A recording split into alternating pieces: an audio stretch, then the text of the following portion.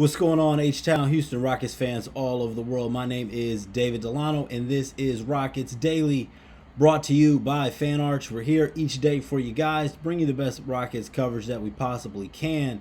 And looking forward to some games being played here really soon. What you can do for me, keep the comments coming. Definitely appreciate that. Love the engagement. Love different topic, different trade ideas, and just hearing from you guys. If this platform is gonna get where I would like to see it, it's gonna be together. There's no I, it's definitely we. Appreciate that, and go ahead and subscribe to this channel.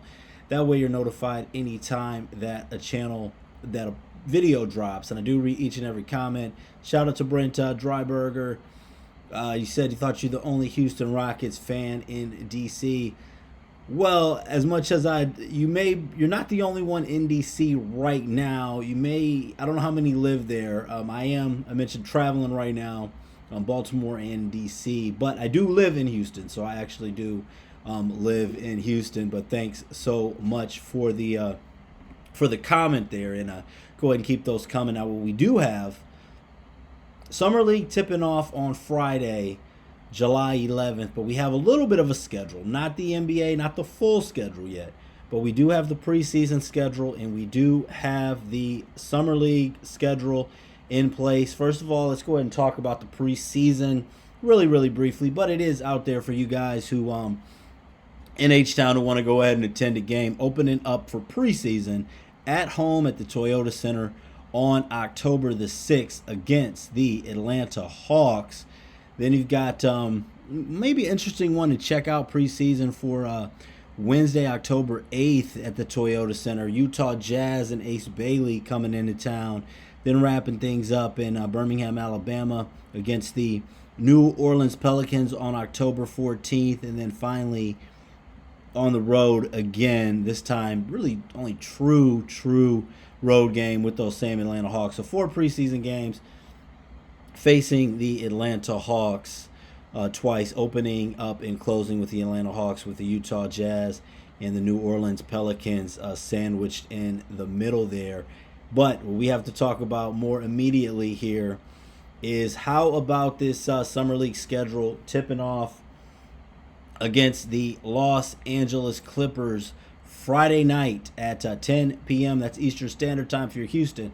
9 p.m. on NBA TV. You can catch the first matchup. Also going to be playing the Detroit Pistons, the Atlanta Hawks, and the Portland Trailblazers here in the Las Vegas Summer League. So got 4 games there between July 11th through the 17th. So definitely some basketball to look forward to there. But preseason far ahead, what we are going to be looking at here as we're talking about this Summer League. And touched on the roster yesterday for this Summer League. And once again, here is the Rockets Summer League roster. Mentioned 7 undrafted rookie free agents. Cam Matthews, the first one that we signed. Been hearing a lot about his defense. Tomorrow night against the Clippers, we're going to start to see what he can show there. We've got guys like Nate Williams trying to make this roster, along with Jermaine Samuels, who's been around here a little bit. I touched on Moses Brown, who's going to be the most experienced player on this roster. Obviously, Reed Shepard, high expectations on him. Jalen Nunn, someone that I'm excited to see. And really, Fally Dante mentioned. I really like Fally Dante. Want to see what can happen as far as, can he potentially be that, where will he be in comparison with Clint Capella? And he's got an interesting matchup. It's going to be interesting to see what we see from Moses Brown along with Fally Dante, because the Los Angeles Clippers, their first round pick, although it was the last pick in the first round, was Yannick Conan Niederhauser, who actually played for Penn State, a guy that I'm going to tell you guys, I'm a big college basketball guy, follow college basketball quite a bit. But as much as I followed college basketball, he wasn't really a guy that was on my radar that I paid too much attention to or really stood out to me as being someone that I thought would be a successful NBA player, which doesn't mean anything, me saying that, because there's so many college basketball players. A lot of these guys now, they draft so much off of potential and workouts, is the case with Nienhauser, that seeing what they do and production-wise on the floor really doesn't have much to do with much really when it comes to NBA success. But I do want to see Rockets really looking to me like probably one of the deepest teams, if not the deepest team, at the center position in the NBA. So I definitely want to check out that matchup between Nienhauser, Dante, Fally Dante. So there's some things to give us to look forward to for the summer league when you may be looking at these games is meaningless. And as far as seeing if we've been talking about we need more depth at guard, is there someone currently on this summer league roster that can provide that depth? Obviously, Reed Shepherd, someone we've talked about who we want to see show that he can be a significant contributor sooner than later, and it's all going to start on Friday night. So one final look here at this summer league schedule that starts on Friday night against the Clippers, Pistons, Hawks, and the Portland Trailblazers here for the summer league schedule. And now, as we talked about, an ongoing theme on the show, and instead of just mentioning and highlighting on one of these guys very in depth, I mean, there's a lot of names that have been still coming up that have been in the comments. Obviously, right now, the most appealing names, Dame Lillard, obviously more of a long-term option, playoffs for this season and next season, along with Bradley Beal. A little bit of mixed views with Beal, a little bit controversial as far as wondering if he's someone that would fit after the debacle in Phoenix with Kevin Durant. But there's a lot of veteran options out there. Of course, two guys who kind of wonder if we want to spin the block one more time for the farewell tour with Chris Paul and Russell Westbrook. I don't know if Russell Westbrook hasn't said that it's going to be his farewell tour, but for Chris Paul, it's announced. So whether or not you want to go through that with Chris Paul and maybe a championship run for him, Houston, he wants to win a ring. Could be something that Chris Paul wants to do, but is Chris Paul going to want to? Is that something that could potentially stunt the growth of Reed Shepherd? And I don't think that Chris Paul, even at this point in his career, I think he's still going to want probably at least those 20 minutes a game. Is that something that we can provide him that's in our best interest? I'm not really interested in Westbrook or Paul. Paul would be nice to have if he could really accept that limited role.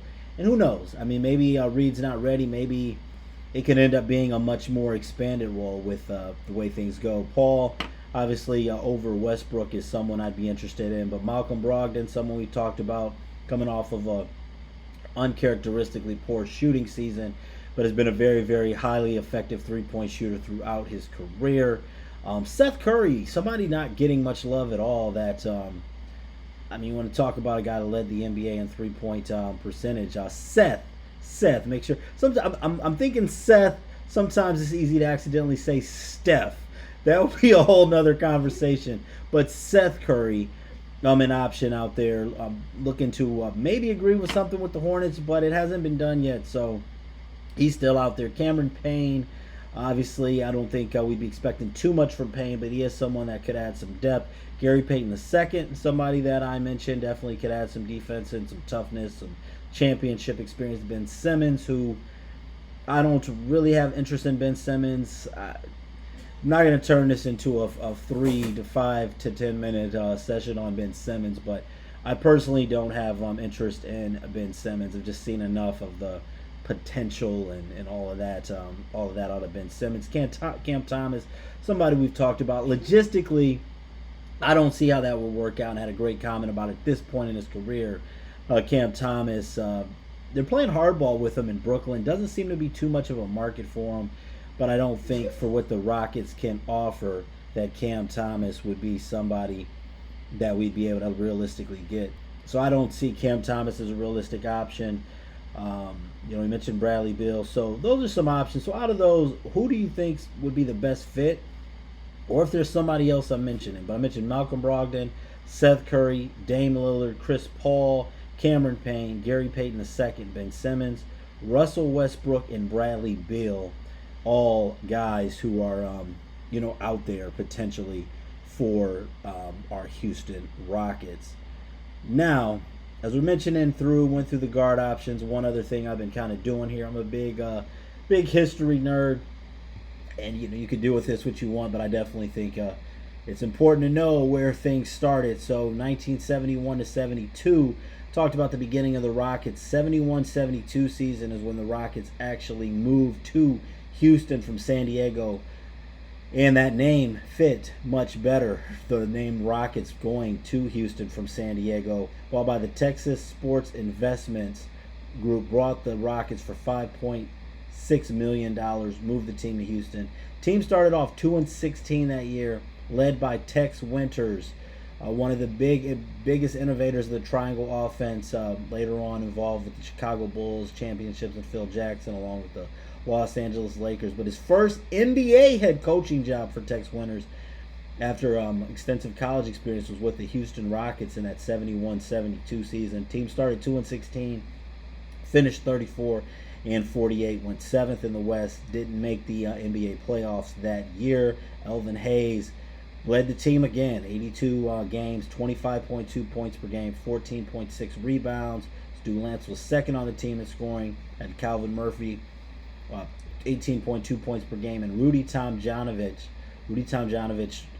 over 15 points per game, 11.8 rebounds, was a breakout season for Rudy T. And this was the last season with Elvin Hayes with the Rockets before he eventually moved on to the Bullets, and then coming back to Houston again towards the end of his career, which we will get into. So, biggest thing for today, looking forward to the Summer League, the schedule, looking forward to the matchups. Game tips off on Friday, and different guard options. So let me know what you guys are thinking. Thanks so much for watching. My name is David Delano. This is Rockets Daily. You can follow me on X at GetSportsStrong. As always, God bless, and let's have a good one.